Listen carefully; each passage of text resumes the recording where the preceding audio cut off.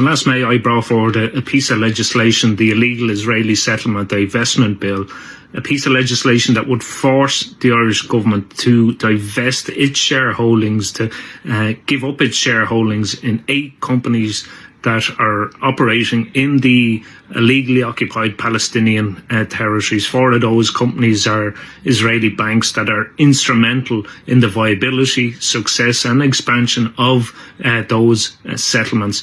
The government at every opportunity, even back in May, has sought to delay, frustrate and block this really important legislation. At that stage, they brought forward what's called a timed amendment. So blocked it for 9 months, they said, to enable further scrutiny of the legislation. That 9 months expired last week.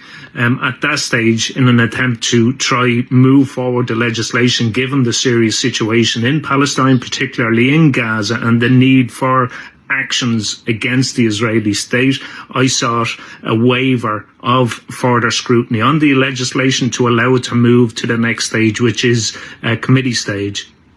That request was supported by the Finance Committee, and on 2 occasions had stated clearly that they were prepared to allow the legislation to move directly to committee stage, that no further scrutiny of the legislation was required. At that point, the Minister for Finance directly intervened and put pressure on not just the Finance Committee, but the Business Committee to try block this legislation moving forward. And unfortunately, the bully boy tactics of the government have paid off for them. They have now blocked this legislation progressing at the speed in which it needs to do, which is absolutely scandalous and outrageous given the situation on the ground, particularly in Gaza, where over 30,000 men, women and children have been butchered by the Israeli state. And still we have the government doing everything in their power to block any actions being taken against Israel for breaking international law. What we need to be doing, ensuring this legislation is going forward, that actions are taken against Israel to ensure that they are held accountable for breaching international law.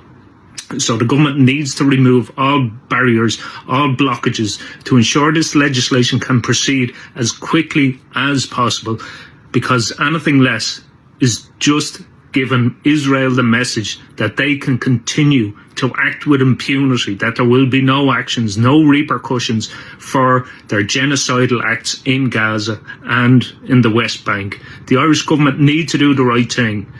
Ensure this legislation progresses, remove their opposition immediately.